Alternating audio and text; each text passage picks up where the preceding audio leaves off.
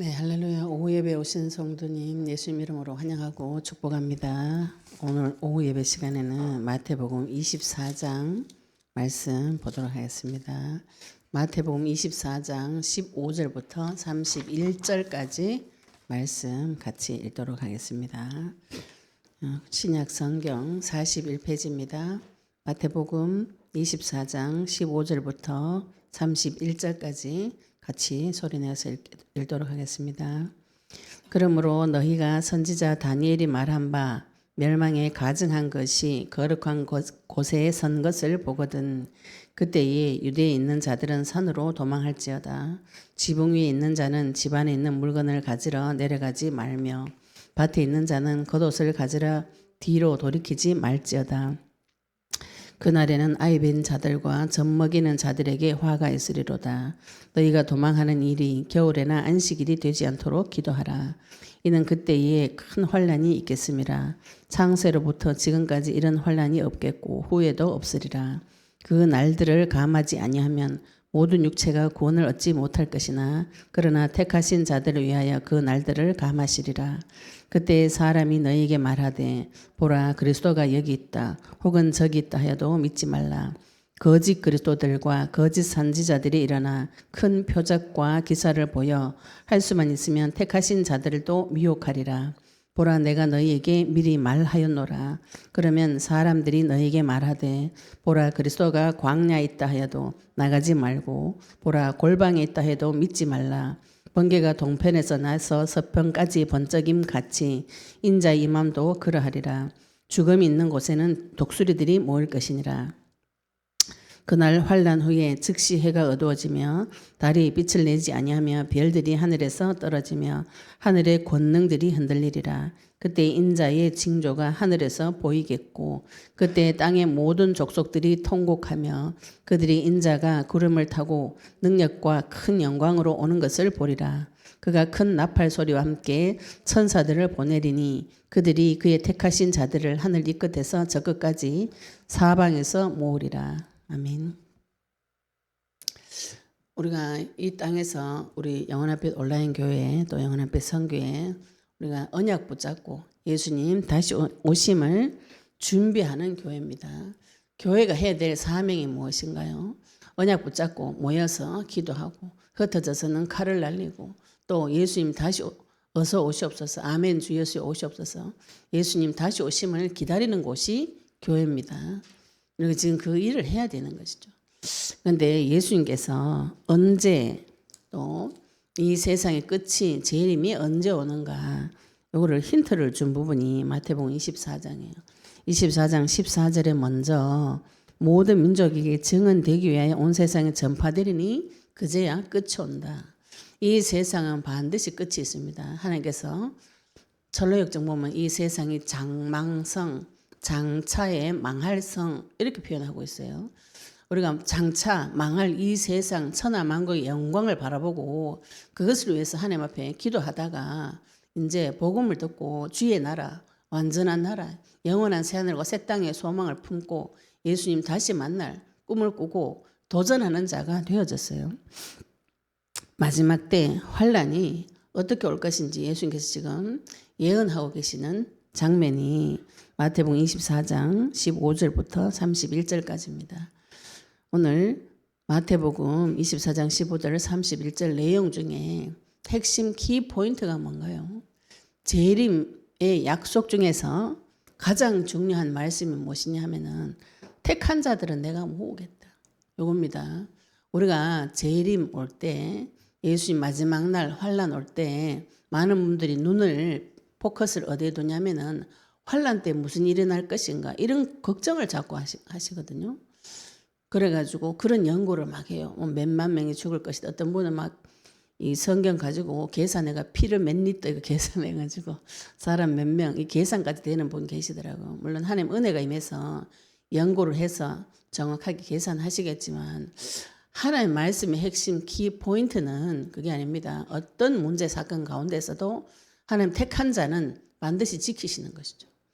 지금 마지막 환란 때에 온갖 일들이 일어날 것을 예수님께서 예언을 쭉 하셨어요.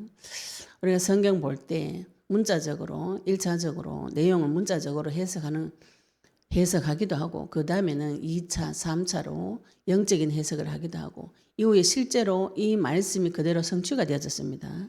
성취되어진 역사적 사실도 있기도 하고 또 영적인 해석을 해보시면 또 완전히 다른 의미로 보이기도 합니다. 네, 핵심 중에 핵심은 하나님께서는 택하신 자들을 모아가지고 데리고 올라가시는 것이죠. 우리는 무엇을 붙잡아야 되는가요? 이거 지금 장차 망할 성에 지금 하나님께서 여러 가지 문제를 다 기록을 해놓으셨어요. 여기에 관심을 가지시면 두렵고 무섭습니다. 이 세상이 완전히 불타서 없어지고 지진이 나고 기근이 나고 전쟁이 나고 그러면은 나 거기서 어떻게 살아남지? 사람 이런 생각이 자꾸 들어요. 먹고 살 게 없어진다. 그때 나 뭐 먹고 살지? 그래도 정말 예언하시는 분들 중에 이런 예수님이 뭐 바코드 이런 얘기하던 그죠? 그래가지고 예수 믿는 사람이 나중에는 물건도 못 사고 코로나 때 그런 흉흉한 소문이 많이 돌았어요. 백신 안에 뭐가 들어가 있다 이래가지고 주사 맞으면 안 된다. 또 뭐 인간 몸에 바코드 새겨가지고 예수 믿는 자는 뭐 물건 안 판다, 병원을 못 간다 이런 흉흉한 소문들이 많이 있습니다. 계시록에도 그런 내용들도 나오고 기적 표적 나오는데 그런 거 들을 때 마음이 불안하고 들어온 이유가 무엇인가요? 나가는 길이 없다 이렇게 생각하면 불안하고 두렵죠, 그죠? 전쟁 터져가지고 죽으면 어떡하지? 돈 없어가지고 밥 없어가지고 굶어 죽으면 어떡하지? 이런 생각이 들면 불안하고 두려워요. 그런 생각이 왜 드는가? 나를 이때까지 지키시고 보호하시던 그 하나님 어디로 가버렸는가요? 내 인생에 문제가 터질 때가 있습니다. 혼란이 터질 때가 있어요. 작고 사소한 문제는 누구라도 다 있습니다. 바닷가에 파도 치듯이 문제가 있는데 인생이 큰 혼란이 올 때가 있어요. 내 손으로 어찌할 수 없는 큰 문제 사건 터질 때 그때 누구를 의지하시는가요? 문제 사건 터졌을 때 내가 문제 해결하는 방법을 보시면 내가 무엇을 섬기는지 아실 수가 있어요. 그것이 오늘 예수님께서 마태복음 25장 15절에 너희가 선지자 다니엘이 말한 바 멸망에 가증한 것이 거룩한 곳에 선 것을 보거든. 그 말씀입니다. 다니엘에서 보시면은 다니엘이 마지막 때를 예언한 장면이 몇 군데 나옵니다. 다니엘 선지자가 이런 말을 했다. 선지자 다니엘이 말한 바 이렇게 하면서 다니엘서 9장 27절, 11장 31절, 12장 11절 제사를 못 지낼 때가 온다고. 이거는 가증한 거. 멸망에 가증한 거. 가증한 것은 하나님의 권위를 손상시키는 신성모독한 것을 말합니다. 헬라어로 이거 원어를 풀어보면은 악취로 구토를 일으킨다, 혐오스럽다 이런 뜻이 있어요. 가증스럽다는 것이. 이 가증스러운 것이 이 토 나올 정도로 더럽고 악한 것이 거룩한 곳에 설 때, 거룩한 곳은 성전을 보시면 됩니다. 표면적으로 이스라엘 예루살렘 성전에 가증한 것이 들어설 때 그때이기도 하고 또 신약에 와서는 우리가 성전이죠, 그죠? 내 성전에 가증한 것이 주인 되었을 때 이렇게 해석할 수도 있습니다. 내가 이 땅에서 무엇을 믿고 의지하는가요? 문제 사건 혼란이 터져 보면은 그리스도 안 불러지고 내 방식으로 문제 해결하러 갑니다. 그게 나의 우상이에요. 그 우상은 하나님께서 우상과 거짓 사술. 사울 왕이 자기가 굉장히 급하니까 나중에 그 무당을 써가지고 사무엘을 불러일으키는 장면이 나옵니다. 어떤 분은 보면은 사무엘 죽었는데 왜 무당 왜 불러낸 이런 얘기를 하시는데 사단은 거짓말 전문가입니다. 거짓말 전문가. 무당들이 뭐 하는가 하면은 그 사람이 원하는 말을 해줘요. 그 사람이 원하는 거짓말을 해줍니다. 무당이기 전에 자기 주인이 없는 사람들 있죠, 그죠? 사람 만나면 그 사람 원하는 말을 해줘요. 자기 속마음 이야기 안 합니다, 사람이. 내 생각을 이야기 안 하고 저 사람이 원하는 말을 해줘가지고 분위기 다 맞춰주고 실제로 행동은 지 맘대로 해버려요. 그래서 대화를 열심히 했는데 소통이 안 되는. 이게 귀신한테 잡힌 사람들이 하는 행동들이에요. 그래서 모든 사람은 믿을 만한 대상이 못 됩니다. 언약 가지고 진짜 하나님 앞에 참 새로운 피조물이 되어진 그런 성도들이나 모르지 세상 사람들은 다 거짓말하게 돼 있어요. 거짓말해서 상대방 분위기에 맞춰가지고 비유 맞춰주는 소리 해요. 요거 마귀한테 오랫동안 길들여져 가지고 자기도 모르게 그런 습성이 올라오게 됩니다. 그때 되면 망하는 날이 오는 것이죠. 우리가 그 망하는 시간표에 망하는 때에 그리스도를 듣고 그 자리에 지금 그리스도와 내 속에서 가정한 것과 지금 바꾸는 작업이 영적인 전쟁입니다. 그럼 가정한 것이 어떤 것인지 다니엘서 9장 27절, 11장 31절, 12장 11절 구체적으로 한번 찾아보도록 하겠습니다. 다니엘 선지자가 가정한 것을 무엇이라고 표현했는가?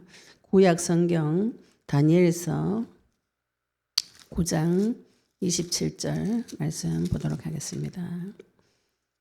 9장 27절 보겠습니다. 그가 장차 많은 사람들과 더불어 한 이래 동안의 언약을 굳게 맺고 그가 그 이래의 절반에 제사와 예물을 금지할 것이며, 그죠? 제사와 예물을 금지한다. 이거 지금 구약이기 때문에 피제사를 말합니다. 피제사 드릴 때 번제 드리고 제물을 말합니다. 예물을 금지할 것이며 또 포악하여 가증한 것이 날개를 의지하였을 것이며 또 이미 정한 종말까지 진노가 황폐하게 하는 자에게 쏟아지리라 했느니라. 요 27절에 마태복음 24장 인용한 부분은 제사와 예물을 금지한다. 이 부분이에요. 11장 31절에도 보겠습니다. 11장 31절에 보시면은 군대는 그의 편에 서서 성소 곧 견고한 곳을 더럽히며 매일 드리는 제사를 폐하며 멸망하게 하는 가증한 것을 세울 것이며 성소에 멸망하게 하는 가증한 것을 세운다. 이렇게 표현하고 있습니다. 11장 31절에 12장 11절에서는 무엇이라고 표현하냐면 매일 드리는 제사를 폐하며 멸망하게 할 가증한 것을 세울 때부터 이렇게 표현하죠. 예수님께서 지금 이 말씀을 인용하신 것입니다. 선지자 다니엘이 말한 바 멸망에 가증한 것이 거룩한 곳에 선 것을 보거든. 읽는 자는 깨달을진저. 내가 망하는 시간표 언제가 옵니까? 내 안에 나를 성전 삼고 계시는 하나님이 원래 계셨던 그 자리에 가증한 것이 들어차 앉아가지고 우상 숭배를 하고 거짓 사술 점치는 것이 내 속에 들어앉으면은 무슨 일이 벌어지는가요? 그날 망하는 날입니다. 눈으로 보이도록 망해요. 눈으로 보이도록. 인간이 망하는 것이 눈에 안 보입니다. 눈에 보여가지고 드러나는 것이 하나님한테 복받은 자예요. 문제 사건 터지는 것이 복입니다. 문제 사건 없이 조용하게 있는 것이 좋은 것이 아니에요. 사단은 자기 정체를 드러내지 않습니다. 예수님께서 오늘 말씀에 멸망에 가증한 것이 구토가 날 정도로 혐오스러운 우상, 거짓 사술이 내 속에 나를 성전 삼고 있는 하나님이 그 자리에 있는 것이 아니라 혐오스러운 것이 내 중심에 주인 되어졌을 때, 섰을 때 무슨 일이 벌어지는가요? 멸망이 그대로 쭉 예수님께서 설명하고 계시는 것이죠. 그때에 유대에 있는 자들은 산으로 도망할지어다. 문제 사건 터지면은 도망할 땐 도망해야 됩니다. 기독교인들이 이걸 못해요. 기독교인들이 세상 가서 살다가 불신자들이 나한테 술수를 써가지고 나한테 공격했어요. 근데 자꾸 난 잘 참고 욕도 안 하고 싸움도 안 하고 착하게 얘네들하고 잘 용서하고 사랑하고 덮어줄 것이다. 이렇게 시달립니다. 그러면 예수님이 뱀처럼 지혜롭게 비둘기처럼 순결하게 행하라는 건 뭔가요? 뱀한테 가가지고 뱀이 한 일 그대로 해주라는 거예요. 그때 하나님께서 나에게 편들어 줍니다. 이거를 뱀한테 가서 할 거를 하나님한테 가고 하고 하나님한테 가서 할 거를 뱀한테 가서 하고 이런 순서를 다 바꿔가지고 정신없는 일을 그게 미혹됐다고 표현. 미혹돼. 정신이 없다 이 소리예요. 그때 유대에 있는 자들은 산으로 도망할지어다. 지금 남유다가 예루살렘 성전이 남아 있는 곳이에요. 북에서는 이미 망했습니다. 남유다에 있는 자들 산으로 도망할지어다. 지금 실제로 역사적으로도 이런 일이 있었다 그래요. BC 168년도에 수리아 왕이 쳐들어왔을 때, 이 당시에 그 적군이 쳐들어왔을 때 유다 사람들이 근처 산 지역 계곡으로 높은데 도망가 가지고 살아남은 역사적인 사실도 실제로 있었다 그래요. 그런데 이거 또 영적으로 보시면은, 요 산은 영적으로 보시면 하나님께서 산을 피난처로 표현을 많이 합니다. 시편에도 그렇고 모세도 산에서, 하나님께서 시내 산에서 내려오셨고 모세도 하나님을 산에서 만났고, 주로 산 그러면은 나의 도움, 피난처, 근거지, 이런 의미로, 영적인 의미로 많이 사용합니다. 십계명 받은 곳도 또 출애굽기 19장 1절 25절에도 보시면 산에서 받았어요. 모세가 만난 곳도, 모세가 하나님 만난 곳도 출애굽 3장에 보시면은 시내산에서 만났죠. 그죠? 또 산상수훈한 장소도 예수님께서 산에서, 마태복음 5장 7장에 산에서 설명하셨고, 지금도 지금 예수님께서 설명하시는 장소가 감람산이에요. 산에서 말씀을 선포하시죠. 우리가 환난 터졌을 때, 문제 사건 터졌을 때 어디로 도망가야 됩니까? 하나님 계신 곳으로 도망가셔야 돼요. 하나님 계신 곳이 어딘가요? 그리스도 안입니다. 그리스도 안. 주 예수 그리스도 부르는 그 자체가 하나님하고 함께 있게 되는 길이에요. 어디서요? 이 땅에서. 장차 망할 성, 쇠, 풀무 같은 애굽 땅에서 하나님하고 함께하는 것이죠. 베델에서 야곱이 돌베개 베고 잠잘 때 가장 비참할 때입니다. 자기 엄마도 만나지 못하고 아버지 집을 나오고, 형은 잡아 죽이려고 자기를 따라다녔는데 돈 없이 자기 외삼촌 집에 가는 길에 육아에도 머무를 수 없어서 길바닥에 돌베개 베고 잠자는 가장 비참한 시간에 하나님 만났어요. 어디서 만났어요? 저 하늘나라 가서 만나는 게 아닙니다. 이 땅에 살면서 하나님하고 내하고 연결되어진 것이죠. 지금 하늘에 계신 하나님께서 성막을 짓고 성소를 만들어서 자기 백성과 함께 하기로 약속하셔서 구약 성경의 성막을 12지파 안에 정중앙에 짓고 거기에 하나님께서 같이 살아주시는 것이에요. 그게 모양으로 나타난 그 모형이 신약 성경 와서 예수님께서 나를 성전 삼으시고 지금 내 속에 나와 함께 계시는 것을 예표, 설명한 것입니다. 구약은 다 신약의 그림자예요. 자기 백성 속에 같이 살기 위해서 하늘에서 직접 내려오셔가지고 성막, 성소에 같이 계셔 주시는 것이죠. 지금 하나님께서 나와 함께 내 속에 계십니다. 그러면 내가 인생에 문제가 터졌을 때 어디로 도망가는가요? 그리스도 앞으로 도망가셔야 돼요. 내 인생에 문제 터졌을 때에 그리스도를 계속 불러보시면은 피난할 길이 생깁니다. 인생 너무 힘들면 우리가 뭐 하는가 하면 각자 자기가 좋아하는 것을 해요. 왜냐? 그때 잠깐 잊어버린다 했죠. 그죠? 잊어버리는 거 말고 그 고통을 들고 환난을 들고 나의 가장 아픈 부분을 들고 그리스도 앞에 오셔야 돼요. 그리스도 앞에 오셔가지고 그리스도 언약을 붙잡고 계속 기도하시면 이게 어느 날 서서히 해석이 되어집니다. 해석이 되어지고 하나님 앞에 받아올 말씀들이 나타나고 문제도 진단이 되어져요.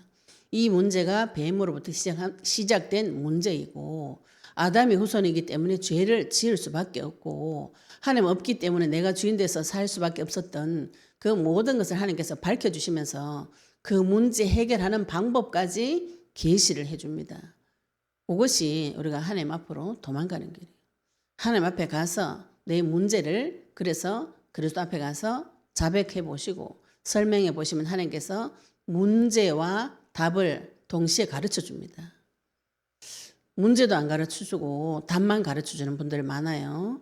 교회 가가지고 나 말씀 받았어야 하는데 말씀을 받고 자꾸 거기 행위에 순종하려고 하는 것은 답만 받는 것이에요.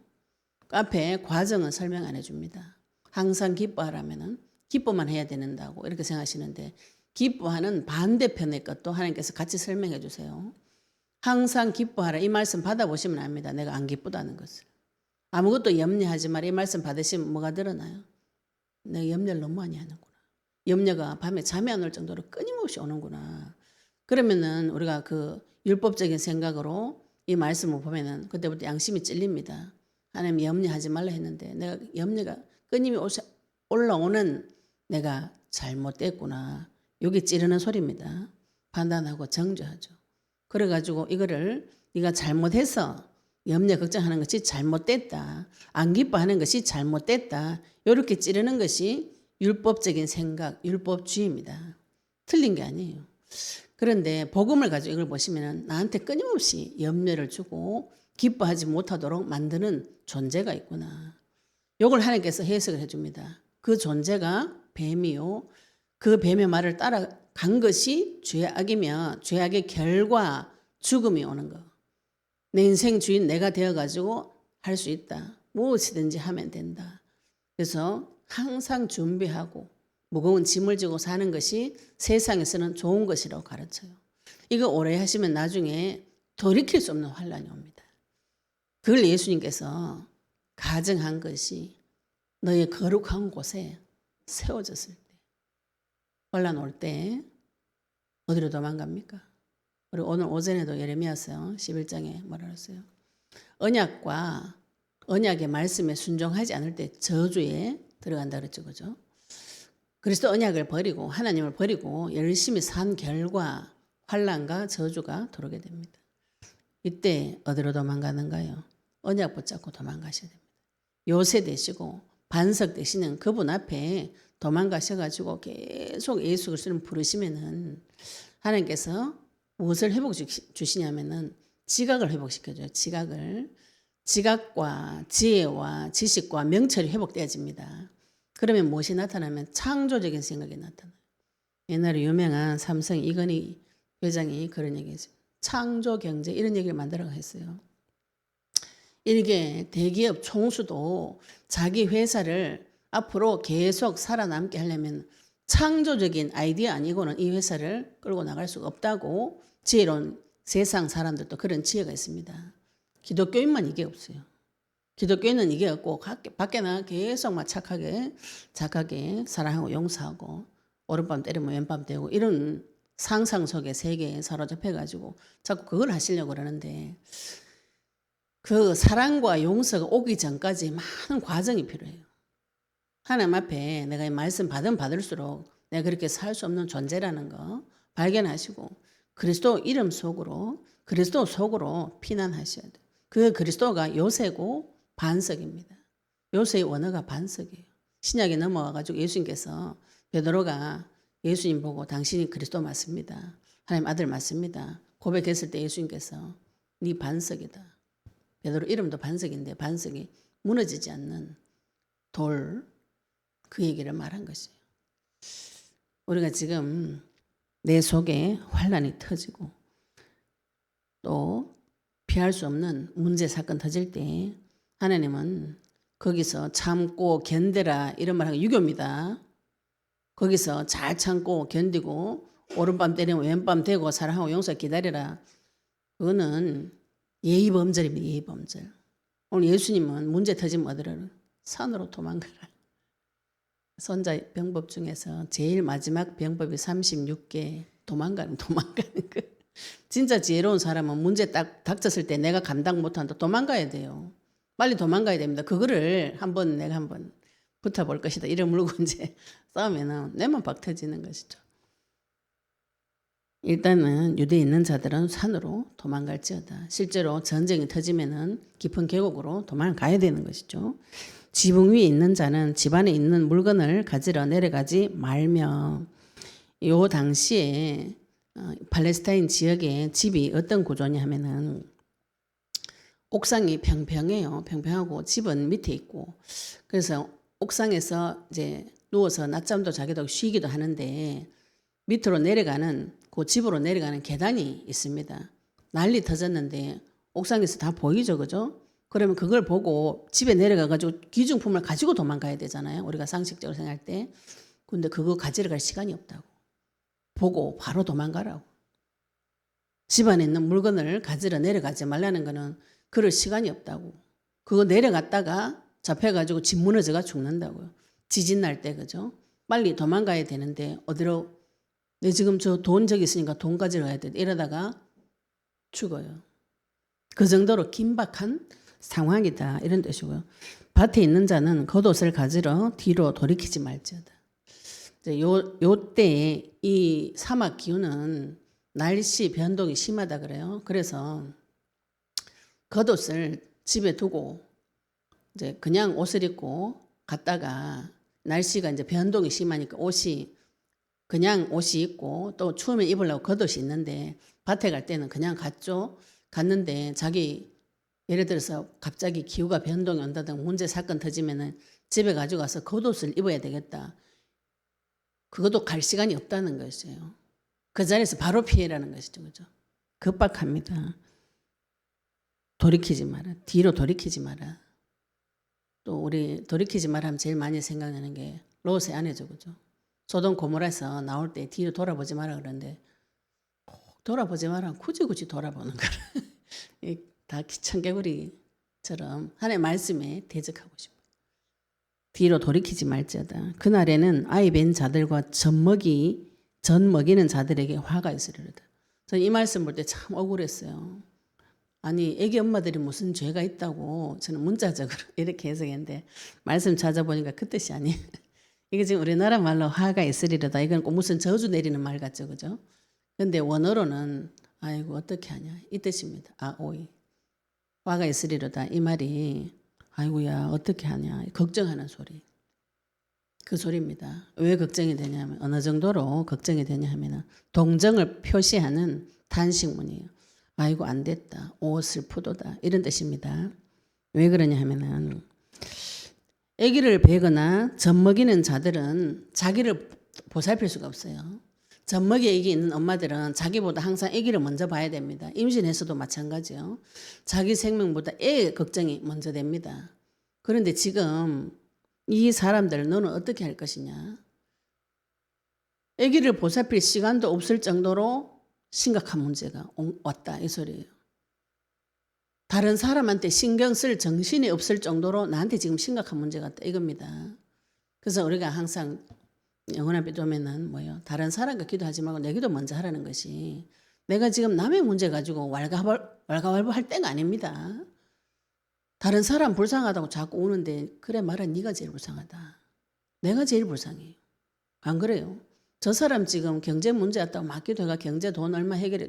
그 사람 돈 1억 받으면 뭐합니까? 내가 지금 창고에 돈이 하나도 없는데 내가 제일 가난하고 내가 제일 불쌍해. 어느 정도로 급박한가요? 자기 젖먹이를 항상 젖먹이한테 엄마가 마음이 가 있는데 그 짧은 순간도 볼 수 없을 만큼 나한테 심각한 문제가 온 것이에요. 그래서 예수님이 아이고 안 됐다. 불쌍하다. 슬프다. 이런 뜻입니다. 화가 있으리로다. 너희가 도망하는 일이 겨울에나 안식일이 되지 않도록 기도해라. 이제 문제 사건 터졌어요. 도망하는데 요 사막 요 팔레스타인 지역에는 겨울에는 우기입니다. 우기. 비가 많이 오고 질척대고 식량이 없기 때문에 이때 전쟁 터지거나 사건 터지면 도망가기가 어려워요. 비가 오고 이러기 때문에. 그리고 안식일이 되지 않도록 기도하라는 거예요. 안식일은 법적으로 사방 1.8km 이내로는 갈 수 없습니다. 율법에 안식일 날은 그 안에 있어야 돼요. 이동이 금지되어 있어요. 법적 율법에. 그래서 BC 168년도에 수리아 왕이 쳐들어왔을 때 안식일 날 쳐들어와가지고 6월절 절기에 안식일 날 쳐들어왔어요. 그럼 유대인들이 거기 다 모여요. 6월절 절기 지키려고 예루살렘 성전에 모였습니다. 안식일이죠. 전쟁 치면 도망 못 가. 이래가지고 굉장히 많은 사람이 죽었어요. 110만 명 정도 죽었다 그래요. 안식일 날 전제 무방비 상태에서 그대로 받아가지고 실제로 이런 역사적인 일이 있었습니다. 예수님께서 지금 그 얘기 하시는 것이죠. 안식일 날이 오지 않도록 기도해라. 이는 그 때에 큰 환란이 있겠음이라. 창세로부터 지금까지 이런 환란이 없었고 후에도 없으리라.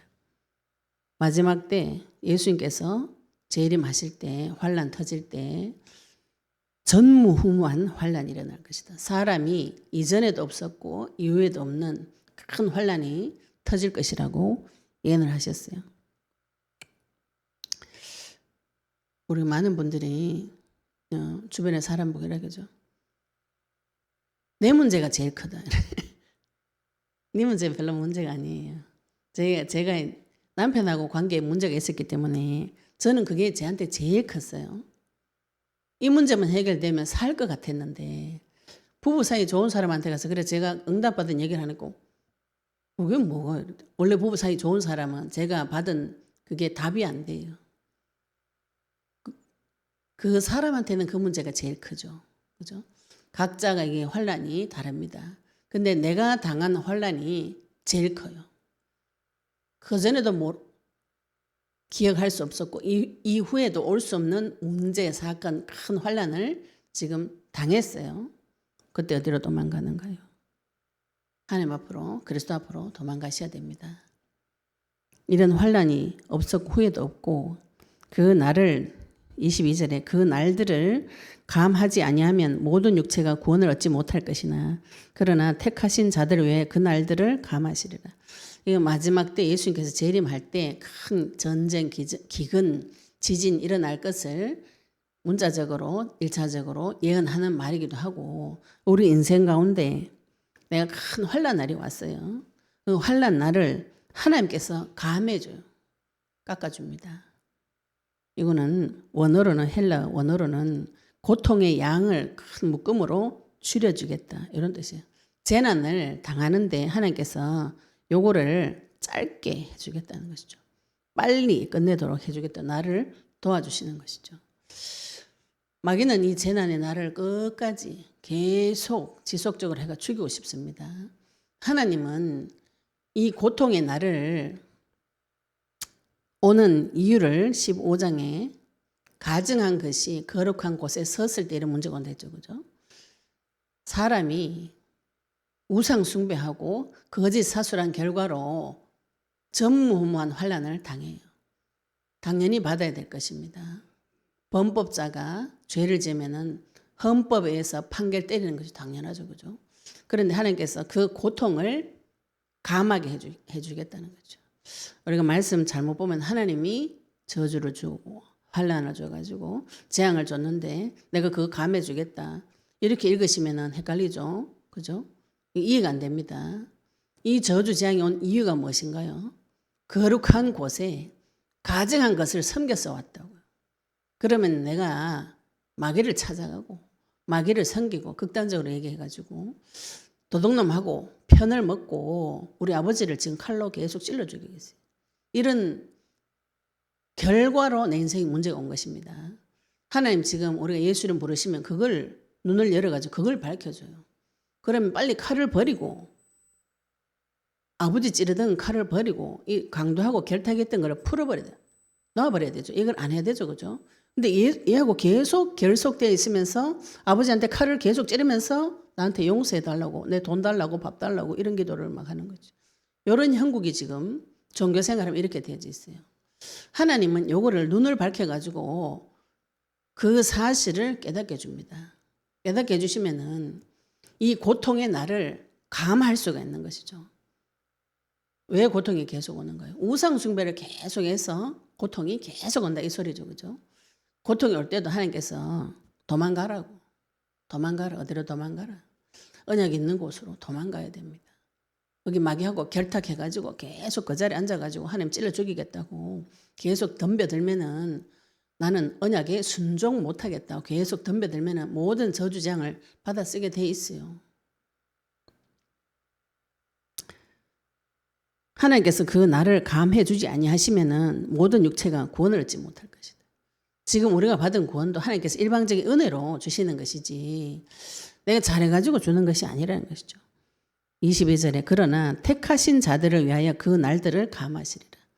다 싹 다 감해주겠다 이게 아닙니다. 마가복음 10장 45절에도 인자가 온 것은 섬김 받을 도리어 섬기라고 자기 목숨을 모든 사람의 대속물 아닙니다. 많은 사람의 대속물. 택하신 자, 언약 붙잡는 자, 요 택하신 자들을 위해서 그 날들을 감하시리라. 하나님 언약 붙잡는 자에게 하나님께서 그 고통의 날을 감해 주시는 것이죠. 왜 어떻게 감해질 수 있나요? 마귀하고 편 먹다가 마귀 손 놔버리면 그 고통 바로 끝나는 것이죠. 마귀하고 손 잡고 살인죄 계속 저지르다가 마귀 손 놔버리면 이 고통 끝납니다. 그날. 사단이 어떤 식으로 사단을 시키는가요? 내 상처를 건드려가지고 계속 건드려가지고 저 사람 계속 밉게 한다고요. 상대방 계속 미운 거 언제 끝나는가요? 마귀하고 손 놓을 때 끝납니다. 내 상처 치유될 때 끝나요. 그 고통의 날이 작아지는 것이죠. 감해집니다. 그때 사람이 너희에게 말하되 보라 그리스도가 여기 있다 혹은 저기 있다 해도 믿지 말라. 사람들이 이런 말 해요. 저기 가면 낫는다. 저기 가면 낫는다. 막 이제 말세에 거짓 선지자들이 나타나가지고 앞에서는 거짓 선지자 뒤에 24절에 거짓 선지자라고 하는데 23절에는 그리스도라고 말하죠. 그죠? 그리스도가 여기 있다. 그리스도가 저기 있다. 내가 하나님이다. 내가 성령이다. 지금도 많이 있죠. 그죠? 내가 하나님이다. 내가 성령이다. 이런 분이 많이 있어요. 또 거짓 그리스도들과 거짓 선지자들이 일어나 큰 표적과 기사를 보여 할 수만 있으면 택하신 자들도 미혹하리라. 마지막 때에 예수님께서 사람들이 그리스도가 여기 있다. 와봐라. 이런 얘기를 한다는 거죠. 거짓 선지자들, 거짓 그리스도, 거짓 선지자들이 일어나서 표적과 기사를 보여줘요. 이제 쉽게 말하면 기적을 막 보여주는 것이죠. 병 낫는 기적이죠. 예수 이름 일어나라 벌떡 일어나가지고 막 발다리가 없었는데 막 생기고 이런 기적을 보여주고 하늘의 해달별이 천체가 변하는 이런 기사를 막 보여줍니다. 기적을 보여줘요. 기적을 보여주니까 속는 것이죠. 할 수만 있으면 택하신 자들도 미혹하리라. 보라 내가 너에게 미리 말하였노라. 예수님께서 이거 왜 미리 말하는가요? 이런 거짓 선지자, 거짓 그리스도 어떻게 분별할 수 있습니까? 가짜들은 진짜 앞에 가면 다 뽀록나요. 제가 말씀드리죠. 가짜 가방 들고 명품 가방 들고 다니다가 전도하라고 현장 가가지고 명품 가방 샵에 도저히 못 들어가겠다. 얼굴이 화끈거려가지고 지금 뭐 이렇게 거짓 선지자라고 하기 좀 그렇지만은 종교적인 메시지겠지, 그죠? 계속 쭉 들으시면은 그리스도를 가지고 계속 기도하시면 이게 분별이 되어져요. 저도 제가 갈급하기 때문에 유튜브를 통해서 많은 메시지를 이렇게 영상 준비하면서 들어보는데 도저히 못 따라가요. 저기 우리 여기 오신 영원한 빛 오신 어떤 사모님이 그러시더라고. 큰 교회 사모님이신데 내가 우울증 걸려 교회 가기 싫어서 극단적인 경우인데 실제로 그런 일이 있었어요. 목회자 사모인데 나 우울증 걸려 교회 가기 싫다. 얼마나 갑갑하겠습니까? 그죠? 평신도가 교회 가기 싫으면 안 가면 돼요. 안 가고 놀러 다니면 되지. 사모님인데. 근데 교회가 안 되는 것도 교회가 굉장히 부흥하고 목사님도 목회를 잘 하시는데 사모님이 교회 가기 싫다. 우울증 걸려가지고. 그래서 본인이 막 그 국내에 있는 유튜브에 유명한 목사님 메시지를 다 찾아가 듣고 연구를 하고 깊이 연구를 하고 막 아무리 해도 낫질 않는데 어느 날 그 알고리즘에 의해서 우리 영원한 빛 유튜브에 영상이 떠가지고 제 거를 보더니 와, 요 시킨 대로 그대로 하니까 바로 나와버렸어요. 바로 나와가지고 괜찮아졌다고 저한테 이야기를 하셨어요. 그래서 사실은 제가 3년 전부터 유튜브 올리려고 했는데 못하고 있었다고 하니까 아이고 그때 제가 전도사님 3년 전에 그때 내가 발병했을 때 이 우울증 걸렸을 때 빨리 하지 빨리 그때 했으면 내가 고생을 덜 했을 거잖아요. 이런 얘기를 하셨어요. 거짓 선지자와 거짓 그리스도 무엇으로 분별할 수 있는가요? 진짜 가지고 있으면 분별됩니다. 아무리 훌륭한 메시지라도 계속 들어보시면은 이상하게 분별되어져요. 그냥 꼭 내 혼자 깨달아진 것처럼 와 이거 종교 메시지네, 철학적인 메시지네, 불교적인 메시지네, 이거는 유교네 이런 게 쭉 분별이 되어집니다. 진짜가 들어오면 분별되어집니다. 그리스도 가지고 계속 기도하시면은 진짜와 가짜를 분별할 수 있는 눈이 열려요. 그것을 자문서에 슬기롭다, 명철이 있다 이런 표현이에요. 하고 있습니다. 하나님 아는 지식이 오고 여호와를 경외하는 자에게 하나님께서 지식을 주시고 그 그리스도를 체험하신 자에게 지혜가 오고 지혜가 온 자는 명철이 따라오게 되어 있어요. 분별이 정확한 그리스도의 잣대 기준이 그리스도가 되어지시면은 다 분별이 되어집니다. 이게 분별되어지면 우리가 율법적인 생각을 가지고 있으면 요거는 X 쳐가지고 보지도 마 이렇게 하는데 그게 아니에요. 복음을 가진 자는 이걸 들어도 저걸 들어도 회복이 되어집니다. 우리 지금 영혼의 빛에서 복음을 붙잡고 기도하시는 분들이 본인 교회 가서 메시지 들으실 때 우리 목사님 메시지 좀 종교적이구나 이렇게 하시는데 기도할 때는 복음적으로 하시더라고요. 그래가지고 그거 종교적인데요 이런 메시지 이렇게 하니까 기도 내한테 적용할 때는 복음적으로 적용해가 마귀를 결박하시더라고요. 이 성령의 역사거든요. 성령께서 어떤 말을 들어도 나에게 복음적으로 적용할 수 있도록 해주십니다. 당나귀를 들었어도 하나님 말씀하실 수 있어요. 하나님께서 돌을 들었어도 말씀하실 수가 있습니다. 그런데 내 속에 진짜의 성령, 진짜 그리스도가 있으면은 그 말을 나에게 그리스도로 적용할 수가 있어요. 그래서 어디 가도 살아남을 수가 있습니다. 정확한 진짜를 가지고 계신다면. 그래서 우리가 지금 그걸 하려고 언약 붙잡고 계속 기도하는 것이죠. 26절에 그래서 그러면 사람들이 너에게 말하되 보라 그리스도가 광야에 있다 해도 나가지 말고 보라 골방에 있다 해도 믿지 말라. 사람들 뭐라 그래요? 그리스도가 광야에 있다. 요 당시 유대인들 생각은 이 광야는 메시아 오시는 곳이라고 알고 있었어요. 믿고 있었어요. 그래서 세례 요한도 뭐라 그래요? 광야에서 외치는 자. 이렇게 말씀하죠. 그죠? 그래서 광야를 굉장히 좋은 의미로 가지고 있는데 광야에 있다, 골방에 있다. 요거 지금 이 사람 하나님이 어디 있다고 생각하는 거죠? 교회에 있다, 골방에 있다 이렇게 기도하는 데 있다 뭐 이런 얘기하는 겁니다. 이 사람 하나님 만났을까요? 못 만났을까요? 하나님 어디 계신가요? 지금 내 마음속에 나와 함께 영원히 계시는데 나와 함께 계신 하나님을 계속 만나지 못한 사람이 지금 찾으러 다녀요. 그래서 저기 가면은 광야 가면 그리스도 있다. 저 골방 가서 기도하면 있다. 이런 얘기를 막 하는 것이에요. 만나지 못한 사람. 그리스도 만나지 못한 사람. 이 세상에 아무리 환난이 나도 하나님 나와 함께 하신 이 비밀을 누리는 자는 이길 수가 있어요. 이제 분별이 되어집니다. 환난이 분별이 되어지면서 그리스도 이름으로 이것을 이길 수 있는 힘이 오는데 지혜가 오는데 능력이 오는데 그게 없어요. 없기 때문에 저기 가면 있다. 여기 가면 있다. 여기 가면 있다. 막 이런 얘기를 막 하는 것이죠. 가지 말라 그래. 믿지 마라. 그런 말 믿지 마라. 왜 믿지 말라 그래요? 거짓말이라는 거죠. 거짓말하는 전문가가 거짓말합니다. 요한복음 8장 44절에 마귀가 거짓말쟁이 원조라 그랬어요. 거짓을 말할 때마다 제 것으로 말하는데 이거는 거짓말쟁이 원조. 거짓말한 사람 자기 거짓말한지 몰라요. 내가 거짓말하는 거는 이 정도 인지하면 굉장히 지각이 돌아온 것입니다. 불안하고 두려워가지고 막 아무 말이나 막 하는 것이죠. 믿지 마라. 그런데 27절, 28절 보시면은 번개가 동편에서 나서 서편까지 번쩍인 같이 인자 임함도 그러하리라. 하나님이 몰래 골방에서 오고 우리 교회에서만 오고 이런 거 믿고 앉아있는 사람이 있어요. 우리 교회 나가면 구원 못 받는다 뭐 이런 데도 있더라고요. 그 자체가 거짓말입니다. 예수님이 오실 때는 번개가 동편에서 서편까지 전 세계를 번쩍 비춰가지고 예수님 오시는 거 모든 사람이 알게 옵니다. 모든 사람이. 하나님 거짓말 안 해요. 그리고 오시겠다고 미리 계속 미리 계속 지금 이야기하고 계시잖아요. 그죠? 예수님을 영접해야 하늘나라에 같이 새하늘과 새 땅까지 가고 언제 올 거라고 때는 정확하게는 말씀하지 않았지만 힌트는 계속 주고 있는 것이죠.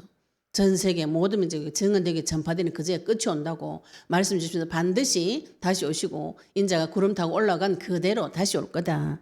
이 말씀 하셨어요. 모든 사람 보는 데서 오신다고 약속하셨습니다. 죽음이 있는 곳에는 독수리들이 모일 것이니라. 이 죽음은 시체를 말합니다. 독수리들이 뭘 먹고 사냐면 시체 먹고 살아요.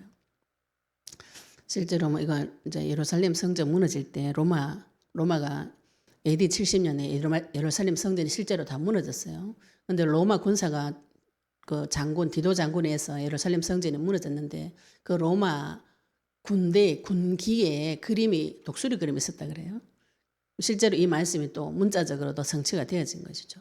예루살렘 성전 망할 때 안식일이라서 엄청 많이 죽었다 그랬잖아요. 근데 그 기가 독수리 기가 와서 죽인 거죠. 실제로도 문자적으로도 이 예언이 성취가 되어졌습니다. 또 영적으로도 독수리는 시체 앞에 반드시 나타나요. 독수리 시체 뜯어먹고 살기 때문에. 독수리 죽음이 시체 있는 곳에 반드시 마귀가 들끓게 되어 있습니다. 죽어 있는 자는 마귀의 컨트롤을 받게 되어 있어요. 하나님 반드시 만나셔야 되죠. 29절에 그래서 그날 환난 후에 즉시 해가 어두워지며 달이 빛을 내지 아니하면 별들이 하늘에서 떨어지며 하늘의 권능들이 흔들리리라. 실제로 마지막 때 해와 달과 별이 불타서 땅이 불타서 없어진다고 요엘서에 예언도 해놨고 영적으로는 내가 믿고 의지하는 모든 세상이 무너지는 것을 말합니다. 그때에 인자의 징조가 하늘에서 보이겠고 그때 땅의 모든 족속들이 통곡하며 그들이 인자가 구름을 타고 능력과 큰 영광으로 오는 것을 보리라.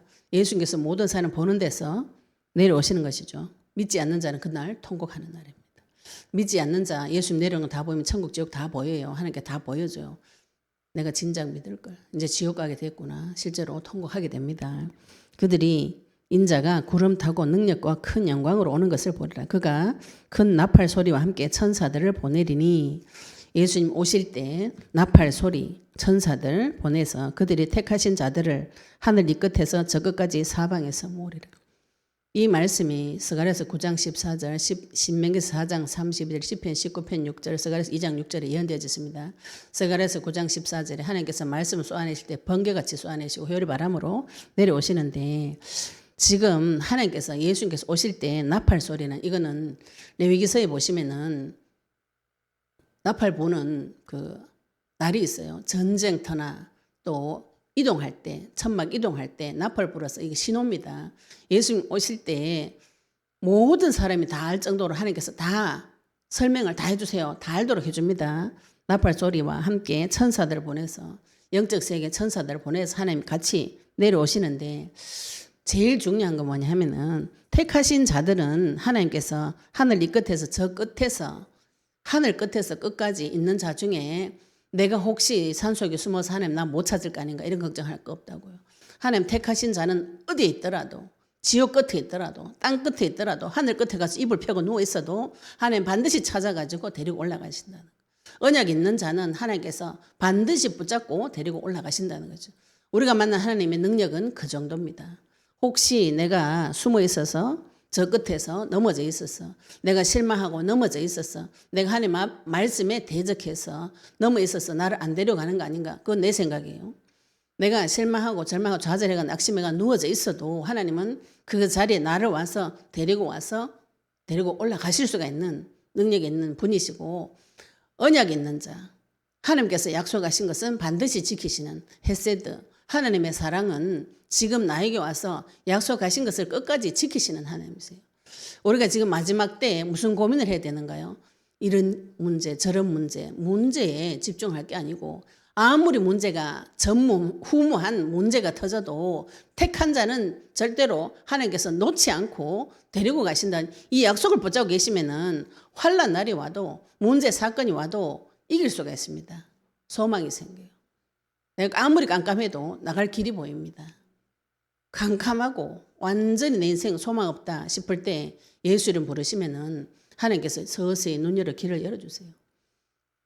예수님이 실제로 환난 날 마지막 때 오시는 날 재림하시는 날도 이렇게 설명하셨고 이 상황이 지금 나에게도 있습니다. 지금 나한테 터진 문제가 환난과 절망과 사망 같은 이런 문제가 있어요.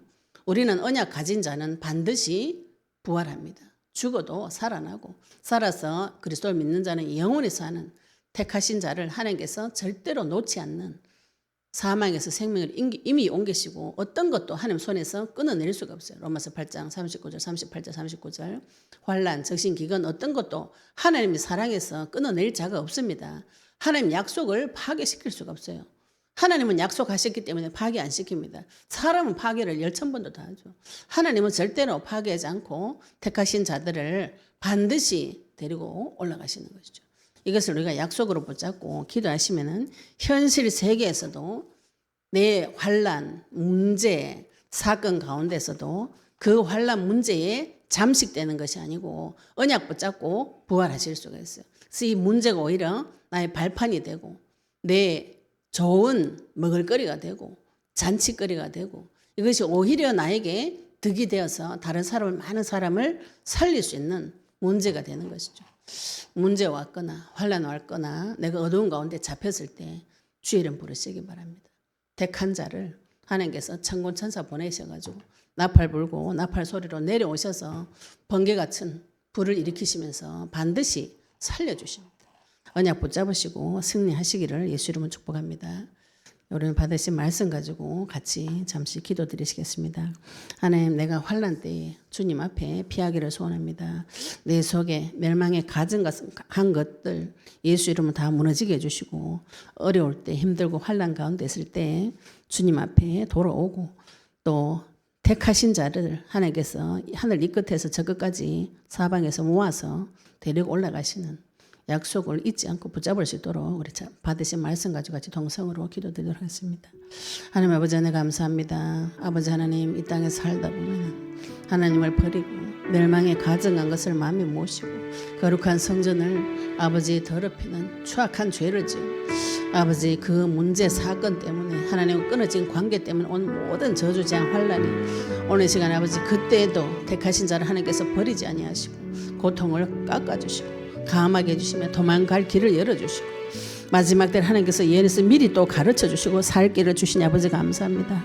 전능하신 주님 아버지 시체 앞에 마귀가 꼬이고 독수리들이 꼬이듯이 내 죽음 앞에 마귀가 꼬이고 사단과 연합하여서 하나님을 죽이는 환난 가운데 들어가서 하늘과 땅과 별들이 전 세계가 흔들리고 아버지 하나님 죽어버릴 것 같은 그 고통 속에서 아버지 주 예수 그리스도 부르실 때 하나님께서 큰 영광으로 나팔 소리와 함께 천사들과 같이 번개를 일으키시면서 이 땅에 내려오셔서 택하신 자들을 하늘 이 끝에서 저 끝까지 다 모아서 하나님 앞으로 데리고 가실 줄로 믿습니다.